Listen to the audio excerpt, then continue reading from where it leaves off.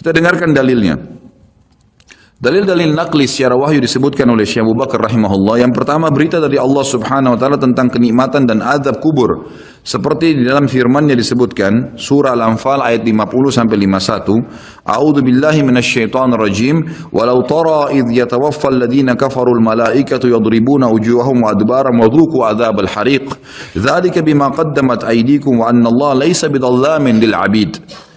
Kalau kamu melihat, kalau seandainya kalian bisa melihat, kata Allah Azza wa Jal, bagaimana para malaikat mencabut jiwanya orang-orang kafir dan memukul, seraya memukul muka dan belakang mereka, bokong mereka. Dan dikatakan pada saat itu, rasakanlah oleh kalian siksa neraka yang membakar. Tentulah kalian akan merasa ngeri.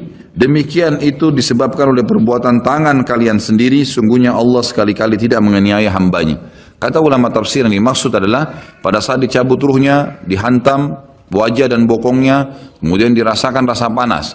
Pada saat dimasukkan ke kuburan, dia akan merasakan juga panasnya api sampai dibangkitkan pada hari kiamat. Ini makna tafsir dari ayat. Juga dihubungkan dengan yang lainnya adalah Allah subhanahu wa ta'ala menutup ayat ini sambil berkata, itu karena perbuatan tangan kalian sendiri. Kata ulama tafsir, Allah Azza wa Jalla dengan kemahamurahannya, walaupun orang kafir, Fir'aun menantang Allah menganggap dirinya Tuhan, masih didakwahi dan sampai detik terakhir sebelum dia ditenggelamkan masih diberikan kesempatan untuk taubat. Makanya kata Nabi SAW, wala yahliku illa halik, tidak ada orang yang masuk neraka kecuali orang yang bobrok, karena sampai dia mau meninggal sinyal Allah terus datang untuk taubat. Baik dari lisannya orang lain kah, fenomena yang terjadi kah, ada saja. Maka orang yang cerdas harus bisa mengambil pelajaran.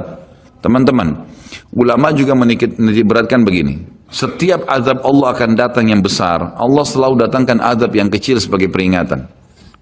Sebelum seseorang itu rubuh hotelnya, terbongkar aibnya karena dia berzina, akhirnya dibuka orang seluruh dunia bisa melihat. Maka pada saat pertama dia mau berzina, Allah subhanahu wa ta'ala tanamkan rasa takut dalam dirinya, khawatir ketahuan. Tangkap tak sinyal itu? Enggak, tetap ngotot jalan. Baik, setelah itu Allah subhanahu wa ta'ala buat pasangannya telepon. Ada temannya telepon, gitu kan? Atau pasangan yang sedang dia akan ini juga begitu. Tetap juga tidak mau. Maka mungkin digerebek pada saat dia masuk di hotel, kemudian ketahuan, dipublikasikan oleh polisi, masih juga diulangin, maka sekalian Allah rubuhkan tempat itu dengan gempa, kemudian terbongkar lebih besar aibnya. Seperti pernah terjadi di Mesir begitu. Akhirnya rubuh sebuah hotel yang memang selalu dipakai untuk zina, dan banyak sekali, subhanallah, dengan hikmah Allah, orang-orang yang berzina meninggal sementara mereka lagi berzina dan tidak rusak badannya di hotel itu, sementara hotelnya hancur. Allah datangkan azab yang besar setelah datang tahapan-tahapan yang kecil. Harus sadar, Allah juga datangkan keimanan yang sangat besar setelah kita berusaha mendatangi iman-iman yang kecil, gitu kan? Berbuat dulu amal-amal soleh, nanti Allah akan datangkan keimanan. Terus kita jaga, akan datang keimanan yang besar sekalian, yang akhirnya kita sudah betul-betul siap untuk berkorban di jalan Allah subhanahu wa ta'ala. Jadi ini yang dimaksud dengan firman Allah tadi di penutupan ayat Al-Anfal ayat 51, itu adalah perbuatan tangan kalian sendiri. Sampai sebelum meninggal, sebenarnya kalian masih bisa selamat dari azab kubur, dari azab akhirat, dari siksaan malaikat dalam mencabut ruh, asal memang kalian dasarnya taubat. Kemudian firman Allah subhanahu wa ta'ala juga di dalam surah Al-An'am ayat 93 sampai 94. A'udzu billahi minasyaitonir rajim, walau tara idz zalimuna fi gamaratil mauti wal malaikatu basitu aydihim akhriju anfusakum al yawma tujzauna adzabal huni bima kuntum taquluna 'ala Allahi ghairal haqqi wa kuntum an ayatihi tastakbirun. ولقد جئتمونا فرادا كما خلقناكم أول مرة وتركتم ما خولناكم وراء ظهوركم وما نرى معكم شفعاءكم الذين زعمتم أنهم فيكم شركاء لقد تقطع بينكم وضل عنكم ما كنتم تزعمون. Alangkah dahsyatnya sekiranya kalian bisa menyaksikan bagaimana orang-orang zalim. Zalim di sini kata ulama masuk kafir dan fasik. Fasik ini muslim, masih banyak dosanya, tidak sempat taubat. Kalau kalian bisa melihat bagaimana pada saat mereka berada dalam tekanan-tekanan sakaratil maut, proses dicabutnya ruh, sedang para malaikat memukul dengan tangannya sambil berkata, keluarkan nyawa kalian. Di hari itulah kalian akan dibalas dengan siksaan yang menghinakan. Siksaan mulai dari cambukan malaikat, masuk di alam barzakh, kemudian nanti di akhirat. Karena kamu selalu mengatakan terhadap Allah perkataan yang tidak benar, dan karena maksudnya setiap kali diingatkan ini Allah larang loh, nggak apa-apa, ini Allah perintahkan, ya sudah kamu aja yang kerjain. Selalu berkata yang tidak benar terhadap Allah. Dan juga kamu selalu menyombongkan diri terhadap ayat-ayatnya. Dan sesungguhnya kalian datang pada kami pada saat ini sendirian, sebagaimana kalian kami ciptakan pada mulanya, dan kalian tinggalkan di belakang kalian di dunia apa yang telah kami karuniakan kepada kalian, rumah, kendaraan, harta dan seterusnya, dan kami tiada melihat beserta kalian pemberi syafaat yang kalian anggap bahwa mereka itu sekutu-sekutu Allah di antara kalian. Mana teman-teman, mana patung yang disembah, mana jimat yang dipakai, mana jin yang sering dipanggil. Kata Allah, tidak ada mereka semuanya. Sungguh telah terputuslah pertalian antara kalian dan telah lenyaplah dari kalian apa yang dahulu kalian anggap sebagai sekutu Allah.